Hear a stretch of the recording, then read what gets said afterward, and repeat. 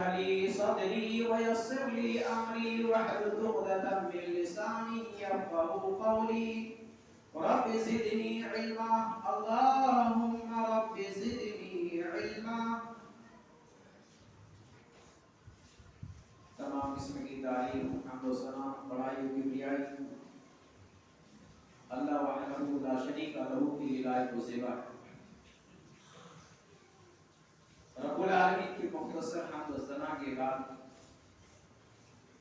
سارے ہی انبیاء کرام پر بے شمار امید و درود و سلام نازل ہو.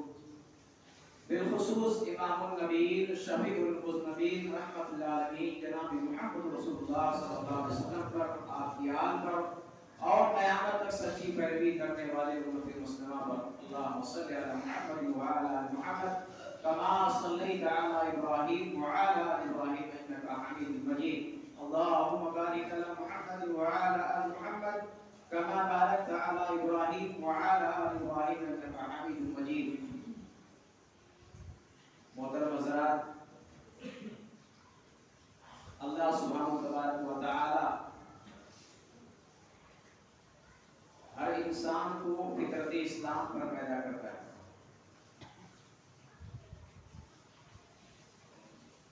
فطرت اسلام پر اللہ پیدا کرتا ہے اور پیدا ہونے کے بعد اس کے ماں باپ اسے یا تو یہودی بنا دیتے ہیں، یا مشرک بنا دیتے ہیں، یا مجوسی بنا دیتے ہیں، یا نصرانی بنا دیتے ہیں. صحیح بخاری مسلم کی حدیث ہے، اللہ کے نبی صلی اللہ علیہ وسلم نے فرمایا ما من مولود الا یولد علی الفطرہ فابواہ یہودانہ او ینصرانہ او یمجسانہ او یشرکانہ. فرمایا جو بچہ پیدا ہوتا ہے ما من مولود الا یولد علی الفطرہ، تو وہ دین اسلام پر پیدا ہوتا ہے، فطرت اسلام پر پیدا ہوتا ہے. فابواہ، پھر اس کے ماں باپ اسے یہودی بنا دیتے ہیں، نصرانی بنا دیتے ہیں، مجوسی بنا دیتے ہیں، یا مشرک بنا دیتے ہیں. جو بھی بچہ پیدا ہوتا ہے اسلام پر پیدا ہوتا ہے، دین اسلام پر پیدا ہوتا ہے. پیدا ہونے کے بعد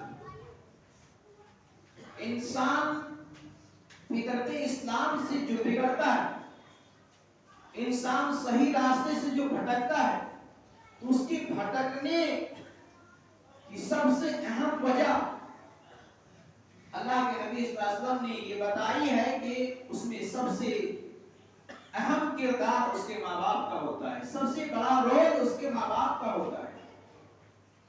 کہ بچوں کی تربیت میں ماں باپ کا اہم کردار ہوتا ہے، اہم رول ہوتا ہے.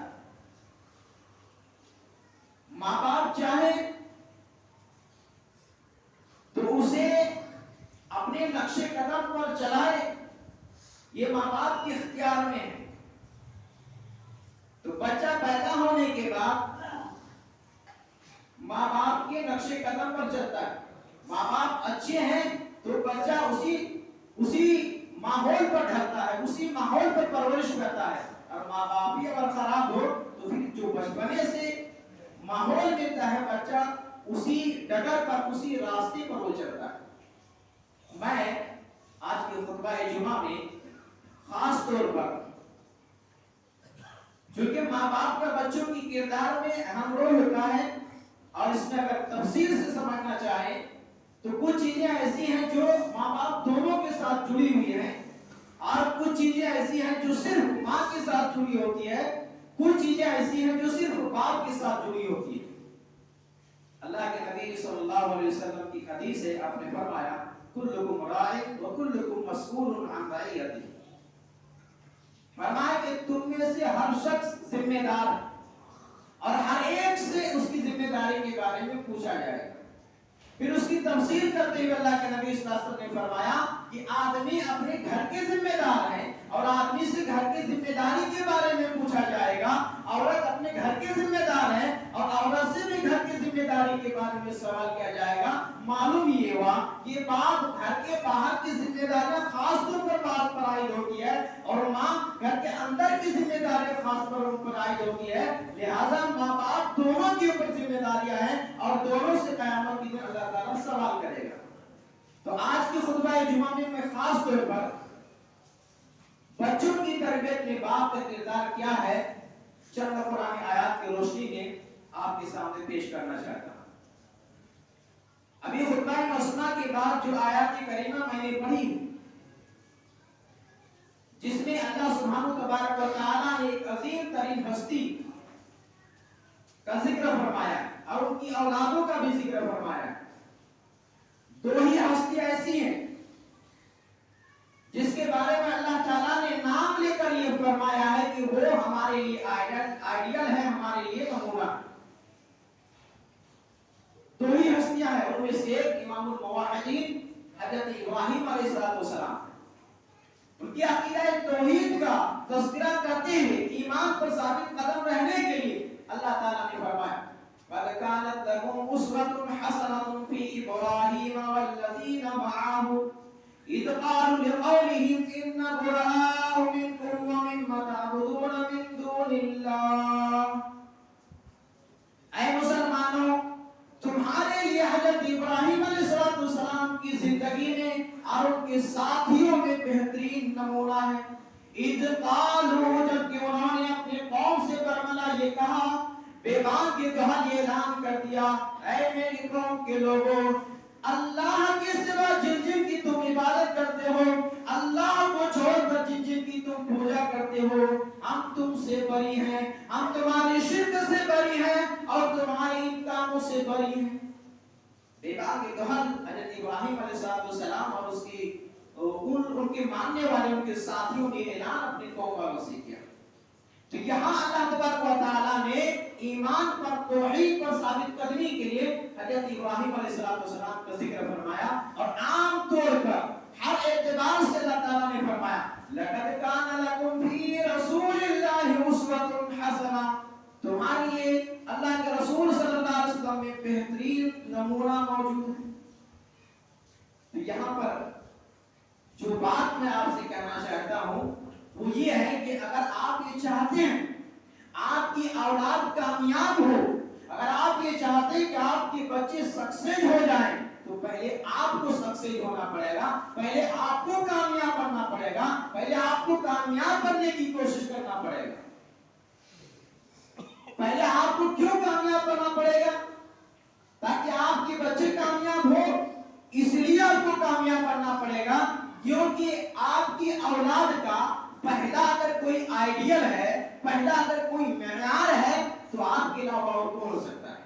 بچہ پیدا ہونے کے بعد بڑا ہوتا ہے، جب سمجھداری آتی ہے، سمجھنے لگتا ہے، تو سب سے پہلے کس کو دیکھتا ہے؟ ماں باپ کو دیکھتا ہے۔ ماں باپ کیا کر رہے ہیں بچہ پہلے ماں باپ کو دیکھتا ہے، ماں باپ کیا کر رہے ہیں، تو پہلے آپ کو کامیاب ہونا پڑے گا۔ پہلے بچہ آنکھیں کھولنے کے بعد جب سمجھداری آتی ہے تو ماں باپ کو دیکھتا ہے۔ اور ایک بات یہاں یاد رکھیے کہ بچہ کو بولنے کی ضرورت نہیں ہے، آپ کی بولنے سے زیادہ آپ کی کرنے سے بچہ سیکھتا ہے۔ اور اسی لیے تجربہ کار لوگوں کا کہنا ہے کہ سکھانا ہو تو آپ عمل کر کے دکھائیں، کسی چیز کو سکھانا ہو تو آپ عمل کر کے کوئی کام کر کے دکھائیں، یہ چیز آپ کے بچوں پر زیادہ اثر کرے گی۔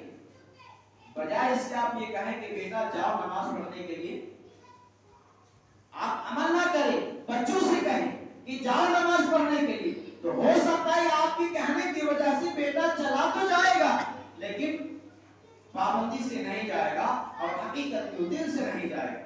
لیکن اگر آپ اس کو یہ کہیں کہ بیٹا چلو، آپ خود جا رہے ہیں، ساتھ میں لے کے جا رہے ہیں، آپ جا رہے ہیں اس کے سامنے گھر سے وضو کر کے نکل رہے ہیں، کچھ نوافل آپ پڑھ کے نکل رہے ہیں، تو بہت ممکن ہے کہ آپ کا بچہ آپ کے نقش قدم پر چلے گا۔ بہت ممکن ہے کہ آپ کا بچہ آپ کے نقش قدم پر چلے گا، لیکن آپ عمل ہی نہ کریں، آپ خود نماز سے دور رہیں، آپ خود قرآن سے دور رہیں، آپ خود دین سے دور رہیں، بچے کے بارے میں سوچیں کہ بچہ نیک بن جائے، بچہ شریف بن جائے، بچہ نمازی بن جائے، یہ کیسے ممکن ہے؟ بچے کی تربیت میں اور آپ چاہتے ہیں کہ بچہ ہمارا کامیاب ہو تو پہلے آپ کو کامیاب ہونا پڑے گا. اور ایک بات اچھی طرح یاد رکھیے کہ اگر صحیح معنی میں اور آپ یعنی اگر ہم نیک بن جائیں تو انشاءاللہ ہماری آخرت تو سنور جائے گی، ہمارے بچوں کی دنیا سنور جائے گی. اگر ہم اور آپ نیک بن جائیں تو ہماری آخرت تو سنور جائے گی، لیکن ہمارے بچوں کی جو دنیاوی زندگی ہے یہ دنیاوی زندگی ان کی سنور جائے گی. جیسا کہ آپ نے سنا ہوگا حضرت موسیٰ علیہ السلام کے واقعے میں، اور تفصیل سے میں نہیں جانا چاہتا ہوں، جو مختصر جو پوائنٹ ہے خطبہ کا وہ یہ کہ حضرت موسیٰ علیہ السلام حضرت خضر کے ساتھ جا رہے تھے. جاتے جاتے دیوار کا معاملہ آیا. واقعہ بہت ہی لمبا ہے، تفصیل سے نہیں جانا چاہتا ہوں. ایک دیوار گرنے کا معاملہ آیا، دیوار گر رہی تھی. حضرت خضر نے اس دیوار کو صحیح کر دیا. حضرت موسیٰ علیہ السلام نے کہا رہے آپ بڑے عجیب ہو، گاؤں والوں نے ہمیں کھانا کھلایا نہیں، ہماری مہمان نوازی نہیں کی، اور آپ نے فری ہو کر کے آپ نے دیوار ٹھیک کر دیا. تو حضرت خضر نے کیا کہا تھا؟ حضرت خضر نے کہا کہ اس دیوار کے نیچے تو یتیم بچوں کا خزانہ دبا ہوا ہے، مال دبا ہوا ہے، اور میں نے یہ کام اس لیے کیا وَكَانَ أَبُوهُمَا صَالِحًا، ان دونوں یتیم بچوں کی جو باپ تھا وہ نیک تھا، وہ صالح تھا. اس اہل علم نے اس آیت کریمہ کی روشنی میں اہل مفسر نگاروں نے یہ لکھا ہے، اس بات کو ثابت کیا ہے کہ اگر آپ صحیح ہوں گے، ماں باپ صحیح ہوں گے، باپ صحیح ہوں گے، آپ کی دنیاوی زندگی کی گارنٹی اللہ نے دے رکھا ہے. اللہ حفاظت کرے گا. اللہ کیسے حفاظت کرے گا اللہ بہتر جانتا ہے. آپ اپنے بچوں کے بارے میں ان کی دنیاوی فکر سے زیادہ آخرت کی فکر کیجیے. حضرت ابراہیم علیہ السلام کے بارے میں اللہ تبارک و تعالیٰ نے کیا فرمایا؟ وَمَن يَرْغَبُ عَن مِّلَّةِ إِبْرَاهِيمَ إِلَّا مَن صَفِيَ نَفْسَهُ. حضرت ابراہیم علیہ السلام کی دین سے، آپ کی ملت سے کوئی بیوقوف ہوگا جو اعراض کرے گا، کوئی بیوقوف ہوگا جو بے رغبتی کرے گا. وَلَقَدِ اصْطَفَيْنَاهُ فِي الدُّنْيَا وَإِنَّهُ فِي الْآخِرَةِ لَمِنَ الصَّالِحِينَ. ہم نے انہیں دنیا میں برگزیدہ بنایا تھا اور آخرت میں بھی وہ نیکوکاروں میں سے ہوں گے. إِذْ قَالَ لَهُ رَبُّهُ أَسْلِمْ قَالَ أَسْلَمْتُ لِرَبِّ الْعَالَمِينَ. جب کبھی ان کے رب نے کہا اسلم، فرمانبردار ہو جا، مسلمان ہو جا، تو ابراہیم علیہ السلام نے جواب دیا اسلمت لرب العالمین، میں رب العالمین کا فرمانبردار ہو گیا. حضرت ابراہیم علیہ السلام نے فرمانبرداری کی ایسی بھی مثال نمونہ پیش کیا جس کی وجہ سے اللہ تعالیٰ نے آپ کو یہ فضیلت دی، یہ مقام عطا فرمایا کہ آپ کو اللہ نے اپنا خلیل بنایا.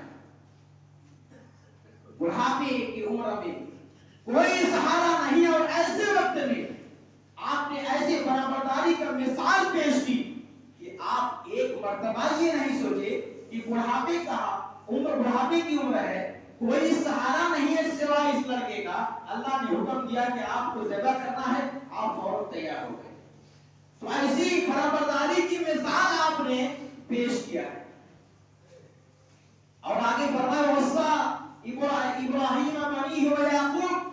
ابراہیم علیہ السلام ہی نے صرف اپنے بیٹے کی وصیت نہیں کی، ابراہیم کے بعد یعقوب نے اور ان کی اولاد یعقوب علیہ السلام نے بھی اپنے بیٹے کی وصیت کی.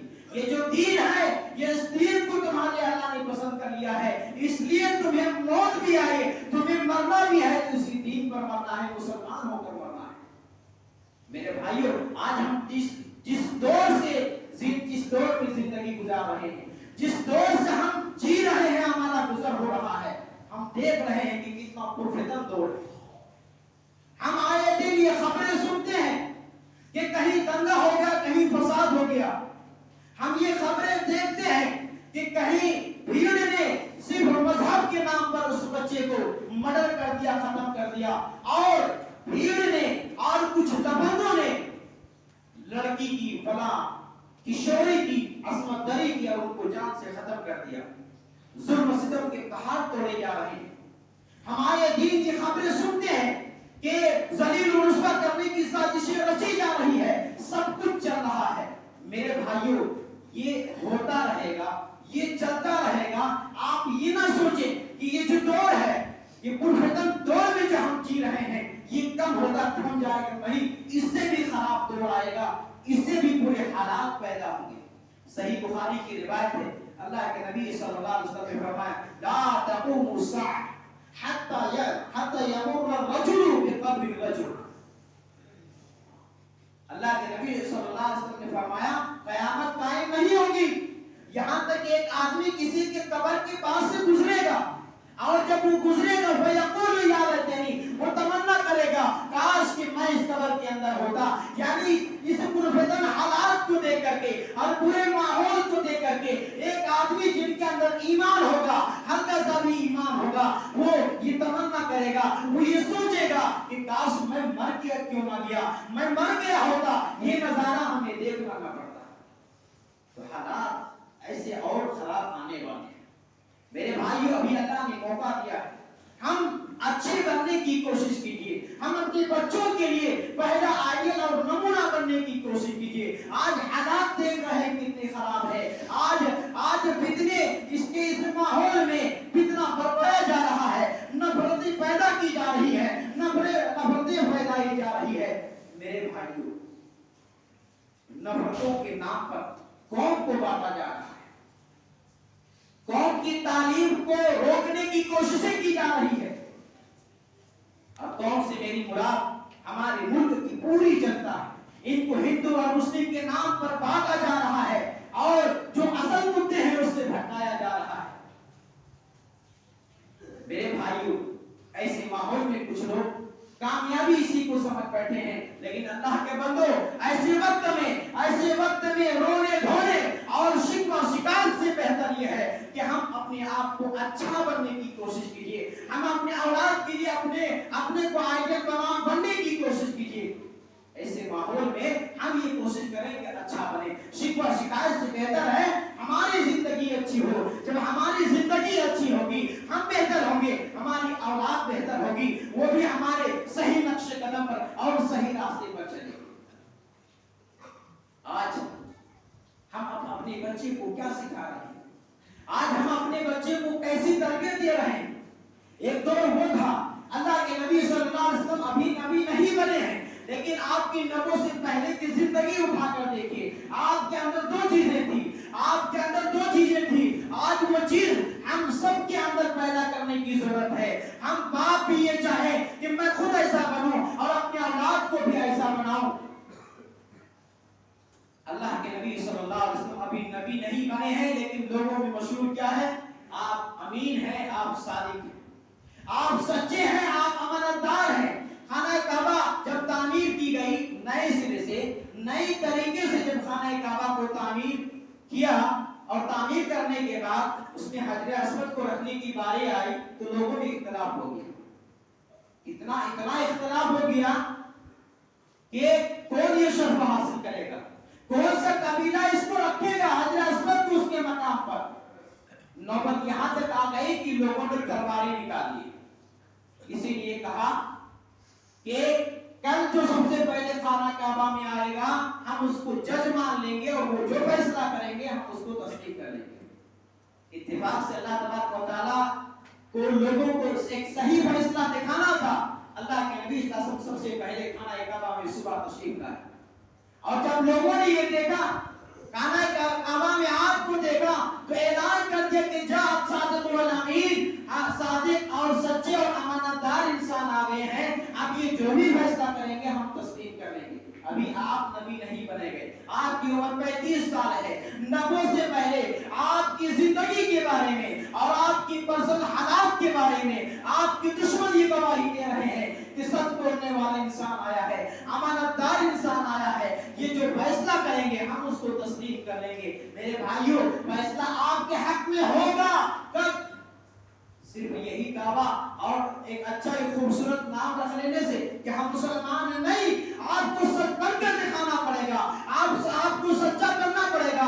آپ کو اپنے بچے کی ضرورت نہیں کہ یہ سچا ہے، آپ کر کے دکھائیں کہ ہاں یہ سچا ہے. تو سچ بولنے والے فیصلہ کرتے ہیں، सच बोलने वाले के हक में फैसला होता है। और अल्लाह के नबी सल्लल्लाहु अलैहि वसल्लम ने एक ऐसा तारीखी फैसला दिया।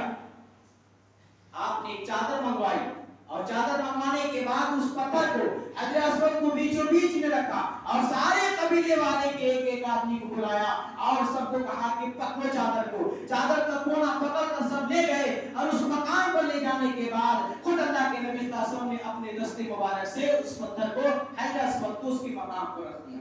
तो मेरे भाइयों, फैसला सच के हक में आता है, सच के हक में आएगा। कैसे? ऐसे जब आप सच होंगे। हमारी पूरी जिंदगी झूठ पे, हमारी पूरी जिंदगी शरीयत के खिलाफ।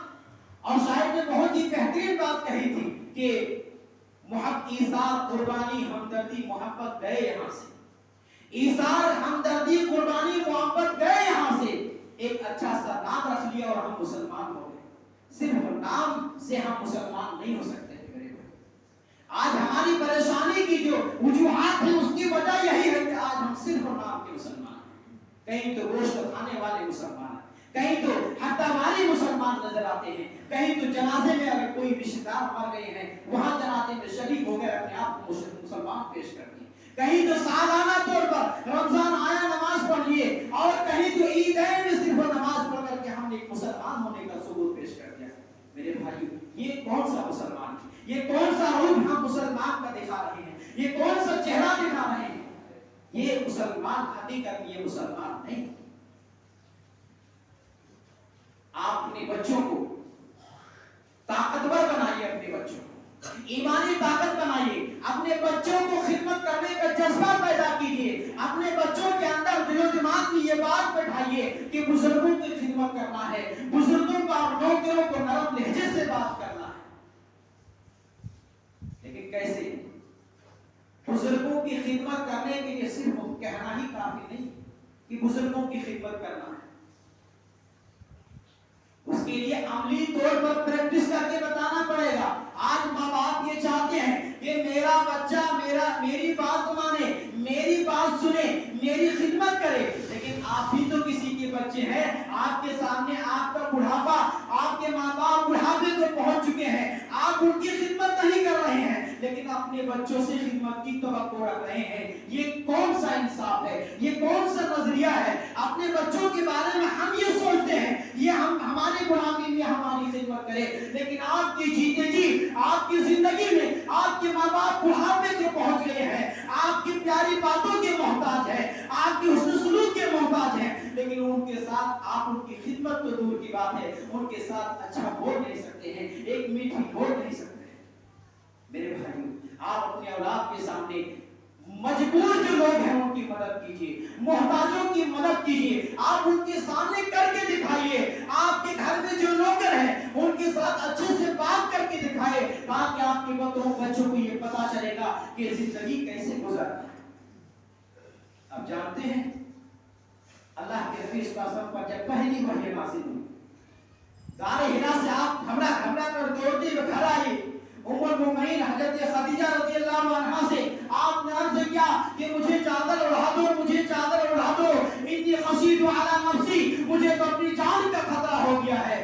आपकी बीवी हजरत उम्मुल मोमिनीन खदीजा रज़ियल्लाहु अन्हा ने आपको तसल्ली देते हुए फरमाया, कल्ला वल्लाहि मा युज़ीक अल्लाहु अबदा, हरगिज़ नहीं, अल्लाह की कसम, अल्लाह आपको कभी भी रुसवा नहीं करेगा। इन्नका लतसिलु रहमा, यकीन आप तो सिला रहमी करते हैं, आप तो रिश्तों को जोड़ते हैं, आप बेकसों का सहारा है, जिनके पास कुछ नहीं है आप कमा कर देते हैं, जो मजबूर है, कमजोर है, उनका आप बोझ ढोते हैं, आप मेहमान नवाजी करते हैं, और जो हक पे चलने वाले हैं जब वो मुसीबत में होते हैं तो आप उनकी मदद करते हैं। इसलिए आपको अल्लाह कभी रुसवा नहीं करेगा। मेरे भाई, आज हमारे मामला पड़ोसियों के साथ कैसा है? आज हमारे मामला मोहल्ले वालों के साथ कैसा है? आज हम कहते हैं कि पड़ोसी बुरे हैं, आज हम कहते हैं कि मोहल्ले वाले बुरे हैं। तो मेरे भाइयों, आप बुरे क्यों हैं? सवाल तो ये है कि पड़ोसी बुरा है, आप बुरे क्यों हैं? पड़ोसी नफरत कर रहे हैं, आप नफरत क्यों कर रहे हैं? नफरत का बदला नफरत नहीं सिखाया इस्लाम ने। नफरत अगर कर रहे हैं तो आप मोहब्बत से पेश आइए। एक अच्छा समाज बनाना है, आप अच्छा काम करके तो दिखाइए। पड़ोसी बुरे हैं, हम भी बुरे बन गए, मोहल्ले वाले बुरे, हम भी बुरे बन गए, ये फनी बहाना कब तक करेंगे, ये हीले बहाने कब तक चलेगा? अगर वो बुरे हैं तो आप तो सही बनकर दिखाइए। ये जुमला जो हज़रत खदीजा रज़ी अल्लाह अन्हा ने अल्लाह के नबी सल्लल्लाहु अलैहि वसल्लम के ताल्लुक से कहे थे कि अल्लाह आपको रुसवा नहीं करेगा, आप ये काम करते हैं। नबी से पहले अल्लाह के नबी सल्लल्लाहु अलैहि वसल्लम के ताल्लुकात लोगों के साथ ये मामला था, और हज़रत अबू बकर सिद्दीक रज़ी अल्लाह अन्हु का बिल्कुल यही मामला था कि अबू बकर सिद्दीक रज़ी अल्लाह अन्हु जब मक्का छोड़कर हिजरत कर रहे थे, घर से सामान लेकर निकल गए, तो काफिर का एक सरदार इब्न तगन्ना ने रास्ते में मुलाकात हुई। इब्राहिम हज़रत अबू बकर से पूछा कहां जा रहे हो? अबू बकर ने कहा मेरी कौम ने मुझे निकाल दिया है, अल्लाह की जमीन बहुत वसी है, मैं कहीं जाकर अल्लाह की इबादत करूंगा। इब्न तगन्ना काफिर है, काफिरों का सरदार है। उसने क्या कहा हज़रत अबू बकर सिद्दीक से?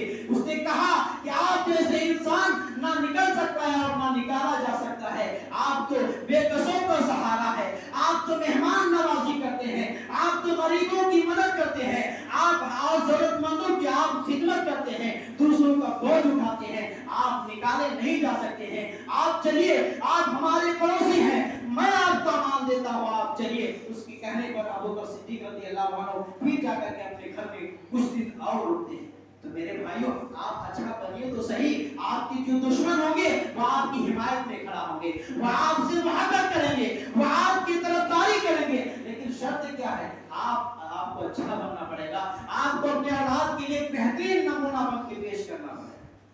ये सिर्फ दावा कर लेने से काफी नहीं है, ये दावा कर लेने से सिर्फ काफी नहीं है कि हम मुसलमान हैं, हम बेहतरीन उम्मत हैं। नहीं मेरे भाइयों, आपको अच्छा बन करके, अच्छा करके दिखाना पड़ेगा, तब जाकर के आपकी औलाद कामयाब होगी। ये चंद बातें थी, बातें तो और थी, लेकिन वक्त इजाज़त नहीं दे रहा, यहीं पर मैं अपनी बात को खत्म करता हूँ और आखिर में रब्बुल आलमीन से दुआ करता हूँ।